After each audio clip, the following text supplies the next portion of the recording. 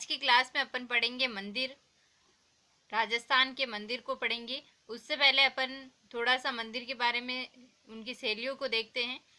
तो पूरे भारत के अंदर देखिए तो ये अपना भारत का मैप है।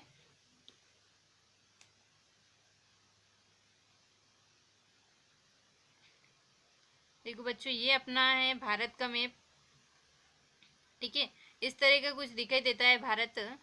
ठीक है, तो अपन देखें कि ये जो भारत है पूरा, इसमें उत्तर की तरफ ये तो है उत्तर, इधर है पूर्व, और इधर है दक्षिण, और इधर है अपना पश्चिम। ठीक है, तो अपन को ये दिशा याद रखनी है। तो सबसे पहले याद रखना है कि जो उत्तर में है ना, इधर जो अपन को शैली देखने को मिलती है वो नागर शैली देखने को मिलती है। कौन सी शैली देखने को मिलती है? नागर शैली के जो मंदिर है वो अपन को उत्तर भारत में देखने को मिलते हैं।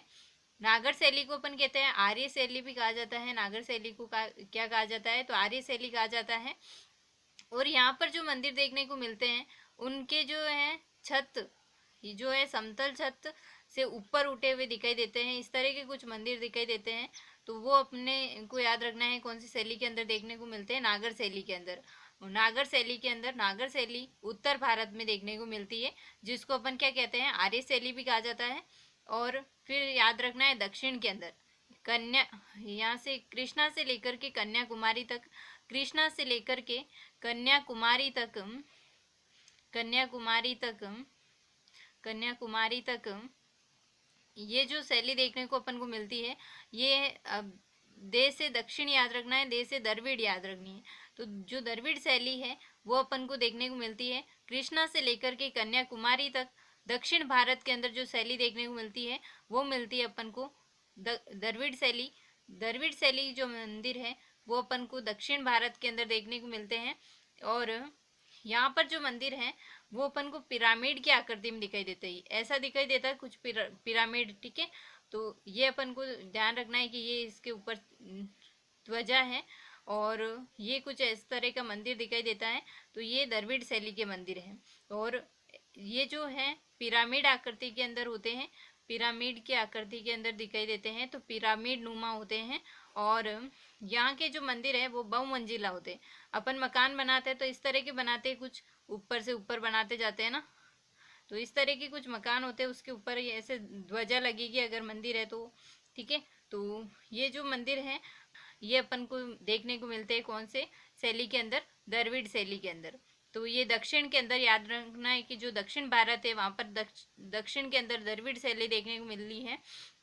और बीच में जो है, बीच के अंदर बैसर शैली देखने को मिली है। कौन सी शैली? तो बैसर शैली के जो मंदिर हैं वो अपन को बीच में देखने को मिलते हैं। तो बैसर, बैसर जो शैली है ये अपन को दक्षिण भारत के अंदर द्रविड़ हो गई, उत्तर भारत में नागर हो गई, बीच में जो है बैसर शैली देखने को मिलती है। बैसे याद रखना है बीच में, कहाँ पर? बीच में। ठीक है, बीच यानी मध्य में। ठीक है, तो मध्य के अंदर जो शैली देखने को मिलती है वो बैसर शैली है। और जो बैसर शैली है ये बीच में है, यानी इधर थोड़ा सा प्रभाव इसका होगा नागर शैली का, और थोड़ा सा जो प्रभाव है वो इधर से दक्षिण का होगा। तो नागर प्लस द्रविड़ दोनों शैली का जो मिश्रित रूप है वो देखने को मिलता है अपन को बैसर शैली के अंदर। तो ये एक प्रकार से कैसी शैली है? मिश्रित शैली है। कैसी शैली है? तो मिश्रित शैली है बैसर शैली। ठीक है, ये मंदिर देखने को मिलते हैं अपन को बीच के अंदर यानी मध्य भारत के अंदर। और इसको अपन चालुक्य शैली भी कहते हैं। बैसर शैली को क्या कहा जाता है? चालुक्य शैली कहा जाता है। ये जो बैसर शैली है जिसको अपन क्या कहते हैं? चालुक्य शैली कहते हैं। चालुक्य शैली कहा जाता है बैसर शैली को। तो ये अपन को याद रखना है कि पूरे भारत के अंदर उत्तर में तो नागर शैली देखने को मिलती है जिसको आर्य शैली कहा जाता है। इसके जो मंदिर देखने को मिलते हैं इसकी जो प्रधानता है यानी समतल छत, समतल छत, समतल छत से ऊपर उठे हुए ऊपर उठे सीकर वाले जो मंदिर हैं, ये जो ऊपर उठा हुआ रहता है ना इसको सीकर कहा जाता है। यानी ऊपर उठे हुए सीकर वाले मंदिर देखने को मिलते हैं आर्य शैली नागर शैली के अंदर। फिर याद रखना है कि बीच में बैसर है, बीच में है यानी मध्य में है, और नागर प्लस द्रविड़ दोनों का प्रभाव दिखाई देता है इधर से और इधर से, तो अपन बीच में कहेंगे बैसर शैली है, जिसको अपन कहेंगे मिश्रित शैली है। इधर आधा इसका प्रभाव है, आधा इसका प्रभाव है, तो मिश्रित हो गई। और नागर और द्रविड़ दोनों का मिश्रित रूप जो देखने को मिलता है अपन को बैसर शैली के अंदर मिलता है। और इसको अपन चालुक्य शैली भी कहते हैं, क्योंकि चालुक्य राजवंश वगैरह यहाँ पर रहते थे, तो चालुक्य शैली भी कहा जाता है इसको। और दो चीज और याद रखनी है अपन को। एक तो याद रखनी है पांचायतन शैली, एक तो याद रखनी है पांचायतन शैली, ठीक है, पांचायतन शैली। और पांचायतन शैली में क्या होता है, यहाँ पर दिख रहा है अपन को 5 लिखते हैं, तो ऐसे लिखते हैं, तो 5 से याद रखना है पंच, ठीक है। तो ये पंचायतन या पंचायतन शैली, इसमें क्या होता है 4 + 1 मंदिर होता है। तो जो 4 मंदिर होते हैं और 1 मंदिर होता है, एक जो मंदिर होता है वो मुख्य मंदिर होता है, मुख्य जो मंदिर है वो एक है, ठीक है। ये जो मुख्य मंदिर है वो एक है, एक मंदिर तो मुख्य मंदिर होगा, और 4 जो है अन्य छोटे छोटे मंदिर होंगे, तो अन्य मंदिर होंगे 4। तो ये मिलाकर के 4 + 1 हो गए 5। तो पंचायतन शैली के अंदर कितने मंदिर देखने को मिलते हैं अपन को, 5 मंदिर देखने को मिलते हैं। और एक चीज याद रखना है एकायतन शैली। तो एकायतन शैली, एकायतन शैली, ठीक है, एकायतन शैली जो है इसके अंदर एक से याद रखना है कि एक ही देवता के मंदिर है, एक ही देव का मंदिर है ना, एक ही देव का मंदिर। जैसे अपन देखते हैं कि कुछ मंदिर ऐसे होते हैं जिसमें 2-3 देवता की मूर्ति अपन को देखने को मिलती है, और एकायतन शैली के ऐसे मंदिर होते हैं जिसमें एक ही देवता की जो है मंदिर देख, एक ही देवता के मंदिर देख, यानी एक ही देवता की प्रतिमा देखने को मिलती है, तो एकायतन शैली का मंदिर है। अब अपन को याद रखना है, कुछ इस प्रकार के क्वेश्चन पूछे जाते हैं, गुर्जर प्रत्यार शैली में बने हुए मंदिर कौन से हैं। तो गुर्जर प्रत्यार शैली के मंदिर अपन देखते हैं, गुर्जर प्रत्यार शैली के अंदर कौन कौन से मंदिर बने हुए हैं। तो गुर्जर प्रत्यार शैली के मंदिर, शैली के मंदिर कौन कौन से मंदिर है, तो ये याद रखना है। इसमें से ऐसे क्वेश्चन बनता है कि गुर्जर प्रत्यार शैली का मंदिर कौन सा नहीं है। तो एक तो याद रखना है कामेश्वर मंदिर, कौन सा मंदिर है, कामेश्वर मंदिर है। कामेश्वर मंदिर कहाँ पर है, तो आहुआ के अंदर है, ये आहुआ के अंदर है, आहुआ के अंदर कामेश्वर मंदिर है। दूसरा है खेड़ मंदिर, खेड़ मंदिर कहाँ पर है, तो खेड़ जो मंदिर है ये बालोतरा के अंदर है। कहाँ पर है, बालोतरा के अंदर है। कहाँ पर बना हुआ है, बालोतरा के अंदर बना हुआ है, बालोतरा जिला बन गया अब। और अगला जो मंदिर है अपन को याद रखना है सरिस्का के अंदर है, सरिस्का पारा नगर के अंदर, सरिस्का पारा नगर के अंदर जो मंदिर बना हुआ है, पारा नगर का नीलकंठ, नीलकंठ मंदिर, कौन सा मंदिर है, नीलकंठ मंदिर है, नीलकंठ मंदिर है पारा नगर का, जो भी गुर्जर प्रत्यार शैली का मंदिर है। और एक और याद रखना है अपन को, किंकित मंदिर, किंकित किंकित जसनगर, जसनगर का नील, जसनगर किंकित जसनगर का नीलकंठेश्वर मंदिर, कौन सा है, नीलकंठेश्वर मंदिर, नीलकंठेश्वर मंदिर, कौन सा मंदिर है, नीलकंठेश्वर मंदिर है। ये भी गुर्जर प्रत्यार शैली का मंदिर है। और एक और याद रखना है किराड़ू मंदिर, कौन सा मंदिर है, किराड़ू मंदिर है। किराड़ू मंदिर कहाँ पर पड़ता है, तो किराड़ू मंदिर है बाड़मेर के अंदर। किराड़ू मंदिर कहाँ पर है, बाड़मेर के अंदर है।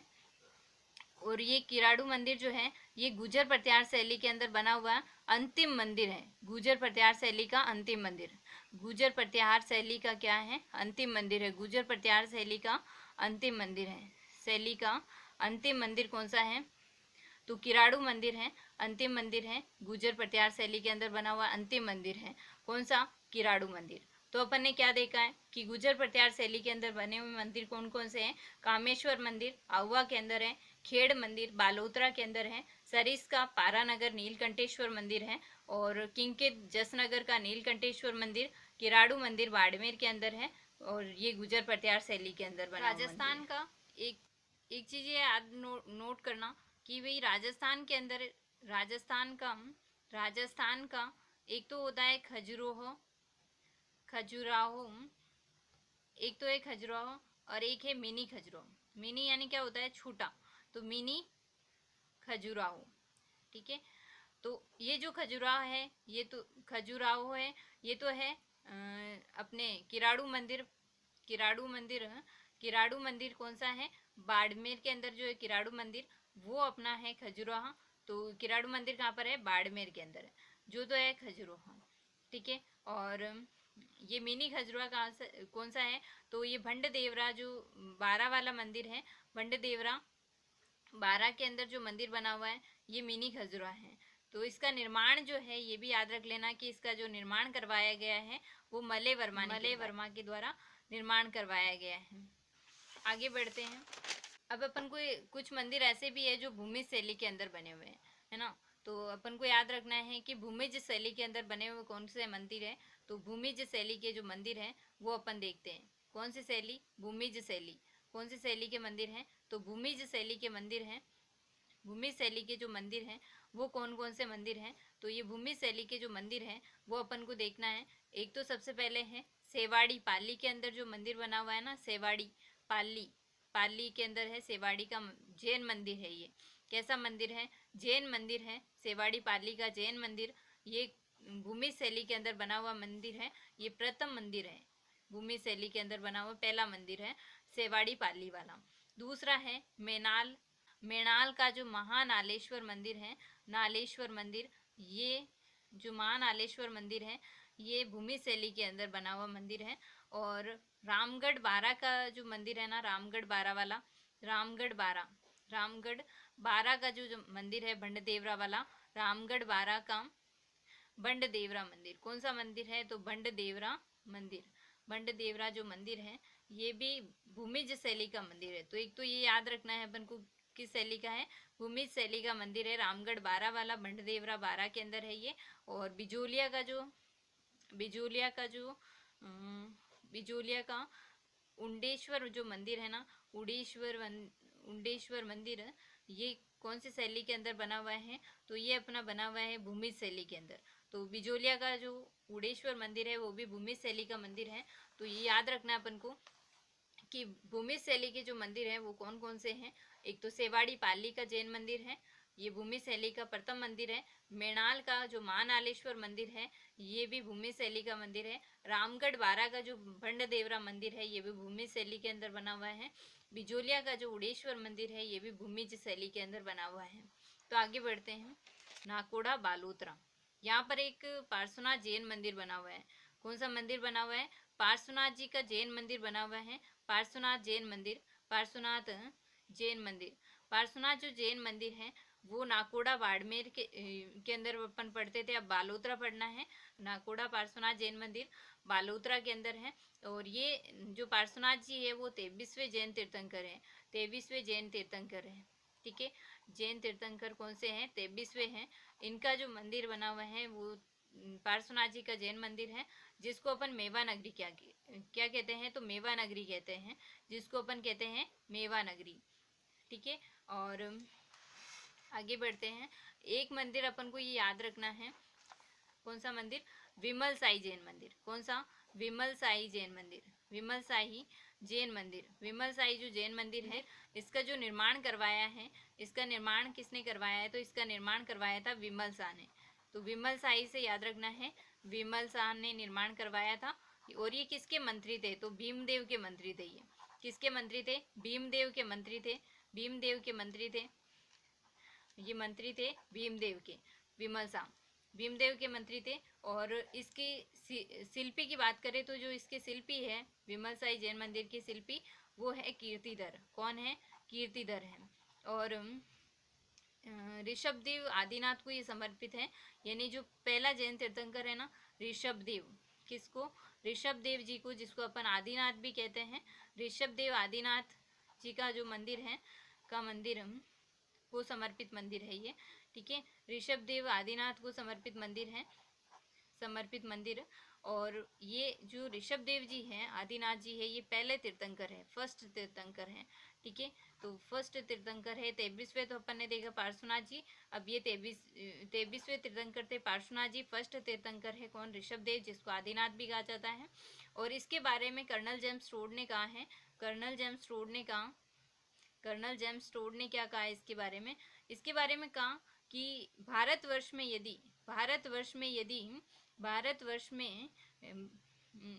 यदि भवनों की दृष्टि से मैं देखूं तो भवनों में ताजमहल के बाद यदि कोई इमारत है या भवन है, ताजमहल के बाद में यदि कोई यदि कोई यदि कोई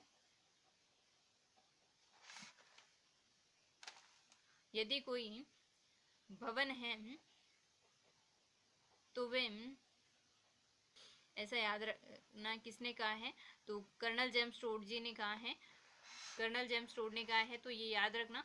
विमल साई जो जैन मंदिर है जिसका निर्माण विमल शाह के द्वारा करवाया गया था, ये भीमदेव के मंत्री थे और इसके जो शिल्पी है वो कीर्तिधर है। और ऋषभ देव जी जिसे आदिनाथ भी कहा जाता है, इनको समर्पित है ये मंदिर और ये फर्स्ट तीर्थंकर है, यानी पहले तीर्थंकर हैं।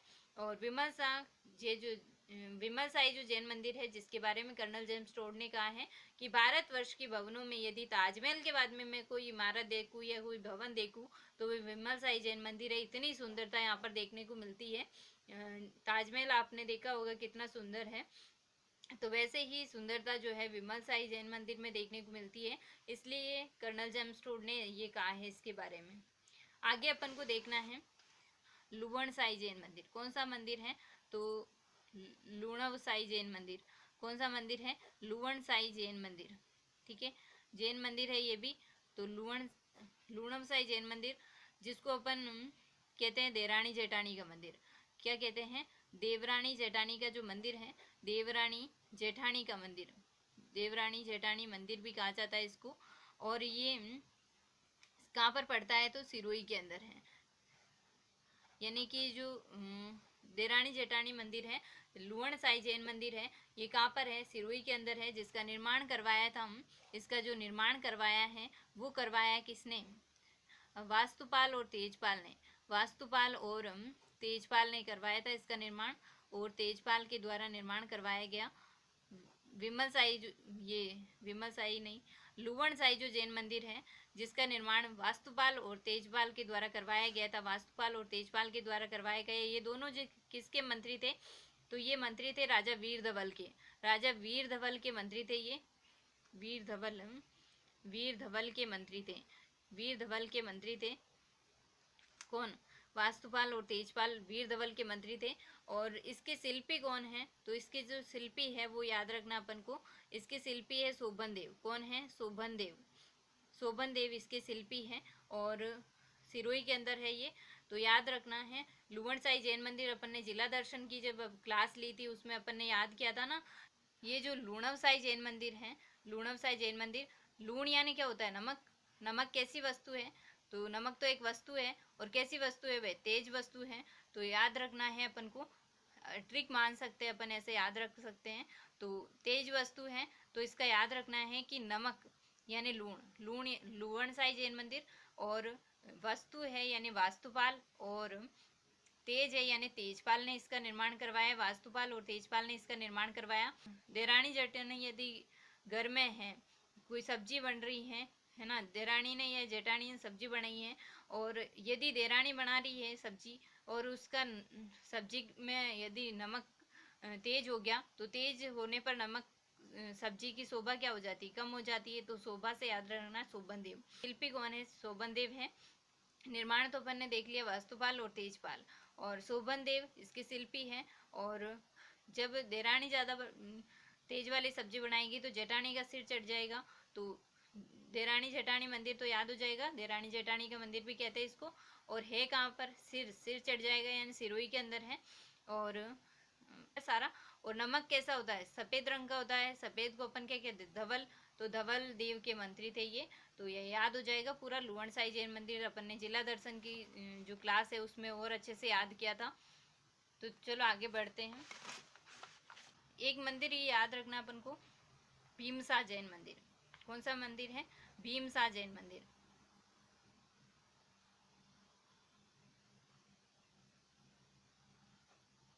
भीमसा जो जैन मंदिर है ये, जिसको अपन पितलहर मंदिर भी कहते हैं, पितलहर मंदिर भी कहते हैं, लहर मंदिर भी कहते हैं। क्यों कहते हैं पितलहर मंदिर, क्योंकि 108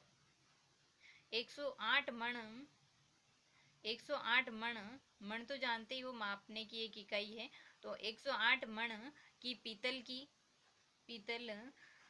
की प्रतिमा होने के कारण इसको पीतलहर मंदिर भी कहा जाता है। 108 मण की पीतल की प्रतिमा यहाँ पर है भीमसा जैन मंदिर के अंदर। तो ये याद रखना है भीमसा जैन मंदिर के बारे में। और एक अपन को याद रखना है कुंथुनाथ मंदिर। कुंथुनाथ मंदिर, कुंथुनाथ जो मंदिर है ये कहाँ पर पड़ता है? तो कुंथुनाथ जो जैन मंदिर है ये भी सिरोही के अंदर है। कुंथुनाथ जैन मंदिर भी सिरोही के अंदर है। और ये कैसा मंदिर है? तो दिगंबर जैन मंदिर है। तो अपन को पता है जब अपन ने क्लास पढ़ी थी जिला दर्शन की, उसमें भी ये पढ़ा था कि जो जैन संप्रदाय है वो दो भागों में बटा हुआ है। तो जैन संप्रदाय दो भाग है, एक तो श्वेतांबर और एक दिगंबर। तो दिगंबर जैन संप्रदाय का मंदिर है कुंतुनाथ मंदिर। और इसका जो निर्माण करवाया है कुंतु से, याद रखना है कु से कुंभा, कुंभा के द्वारा इसका निर्माण करवाया गया। निर्माण किसने करवाया? तो कुंभा ने करवाया था। ये थी आज की क्लास। मिलते हैं नेक्स्ट क्लास में, तब तक के लिए बाय बाय। जय हिंद, जय भारत।